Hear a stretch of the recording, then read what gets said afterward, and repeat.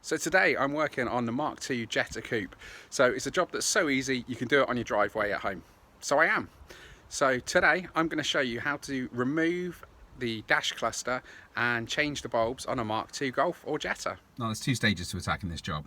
The first one is to remove the dash fascia. So you need to take all of this off, stereo out, heater controls out, switches out, and then all the screws are conveniently hidden behind them. And the second part is to remove the lower dash panel.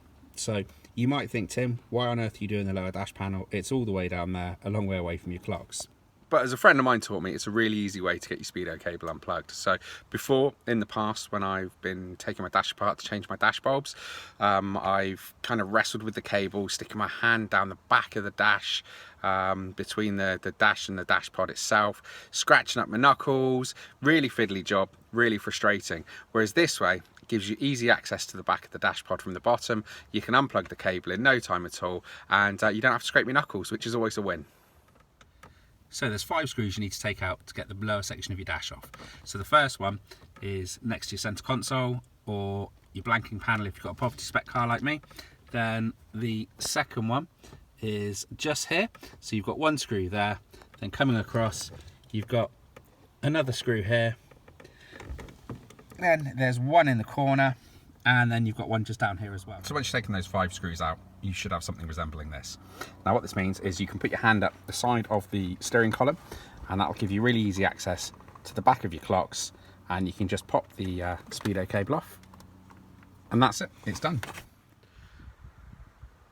To do this job, you need to take your heater controls out. So there's a really straightforward and easy way to do it.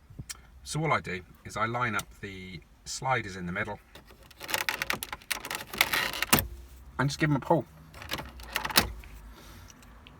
And the same with the fan switch as well. Just give that a pull, and that's it. Give this a wiggle, and that's it, you're away. So you've got one screw behind your headlight switch, then you've got 2 screws, one either side of the dash pod at the top. Then you've got another screw that's tucked away behind that switch blank there. So you've got your 3 screws that hold your heater controls in place, and then you've got one in the top of the fascia there.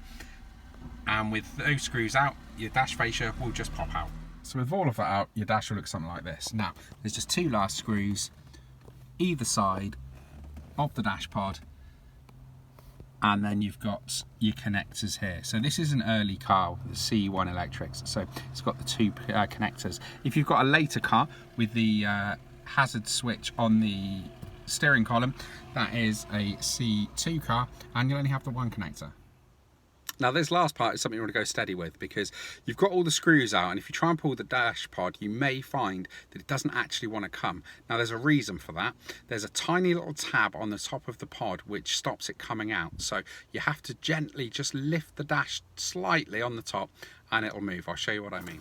So you can see here, it's not attached to anything now, but it still doesn't want to come out. Now if you look at the top here, it's because you've got this little lug on the top of the dash which catches on the dash pod. So you just need to lift the top of the dash up, just push it a little like that, and it'll clear it.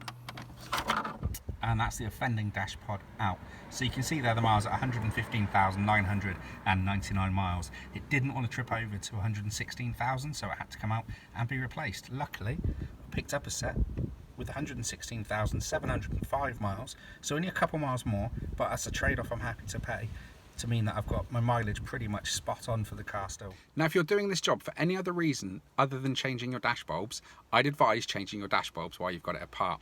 I've done this before and learnt the hard way.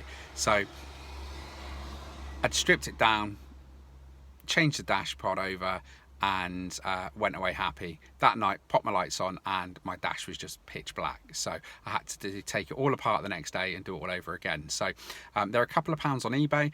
Just buy them, just get them changed. It's a 2-second job to twist them out, and I guarantee it's worthwhile. Otherwise, you may end up learning the hard way like I did. So your dash bulbs are just in the top of the Speedo cluster here. Just twist them 90 degrees anti-clockwise, and they pop out. Pop your new ones in and you're good to go.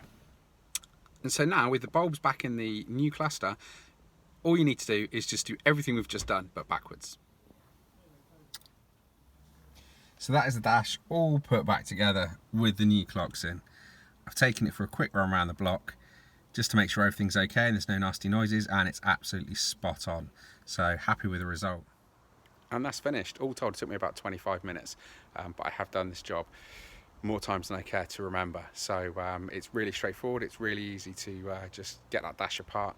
And my top tip out of everything from this is take the bottom part of the dash off. So with the lower dash off to get your Speedo cable on and off, makes it an absolute doddle. So if you're having a go at this job, good luck and let me know how you get on in the comments.